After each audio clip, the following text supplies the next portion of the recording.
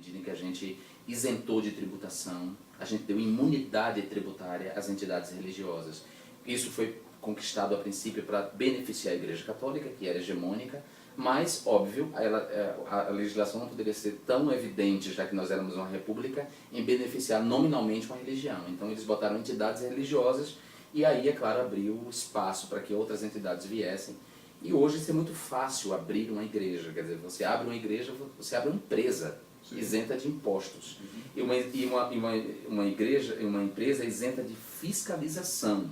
Porque o Estado não dispõe de uma estrutura de fiscalização que diga, ok, o dinheiro que vocês arrecadaram aqui não vai gerar outras atividades lucrativas para vocês. Quer dizer, uma entidade, vocês são uma entidade sem fim lucrativo, então vão continuar sendo. Mas se passou a ter fins lucrativos e a enriquecer pessoas, e esse dinheiro começou a ser desdobrado em outras atividades econômicas, há que se botar um freio nisso. E não se pôs freio.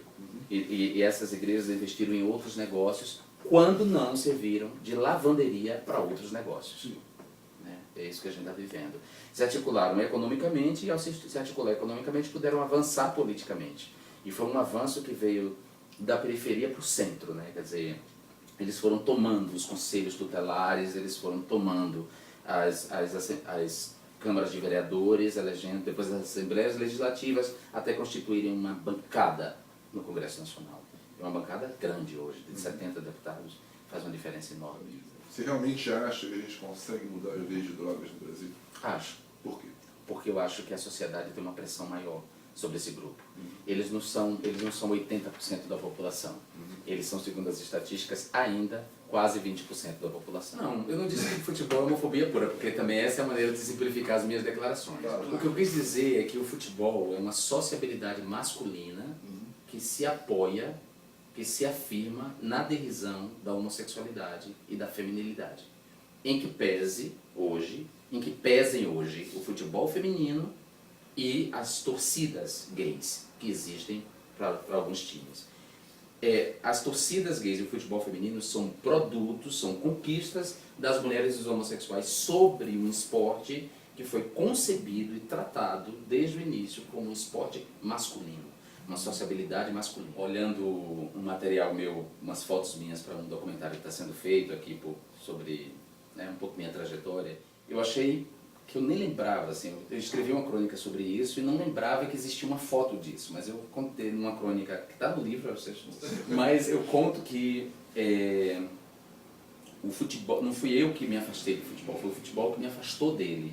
Quando, na minha primeira experiência em ir a campo, eu fui insultado pelo meu jeito, né? Eu era um garoto diferente dos outros garotos, né?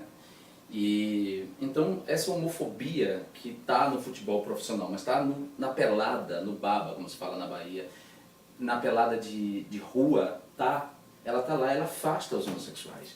E ainda que um homossexual ele tenha um prazer por aquele esporte, ou ele seja uma promessa de uma estrela do futebol pelo talento, esse talento é abortado pela homofobia. Então quem perde é o próprio futebol com isso. Eu não posso ignorar. Mas se eu não ignoro, eu transformo em interlocutor. Quando eu não ignoro, eu transformo em interlocutor. Transformando em interlocutor, eu estou dando importância para essa pessoa. Entendeu?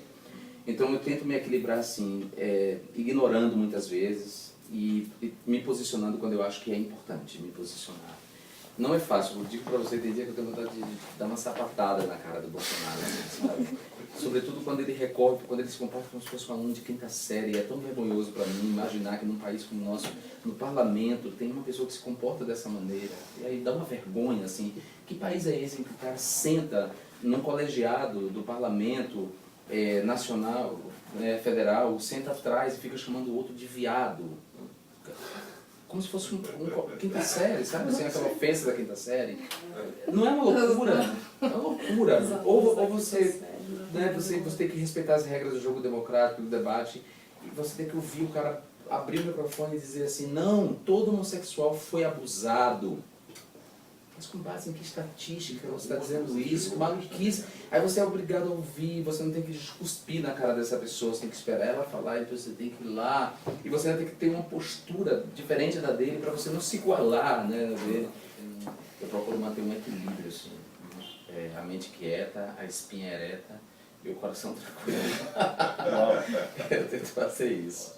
Cara, eu não penso muito não, assim, no futuro, eu não quero fazer planos, porque minha vida é imprevisível, assim, né? Eu posso te dizer o seguinte, que eu tenho responsabilidade pela representação que eu faço hoje nesse país.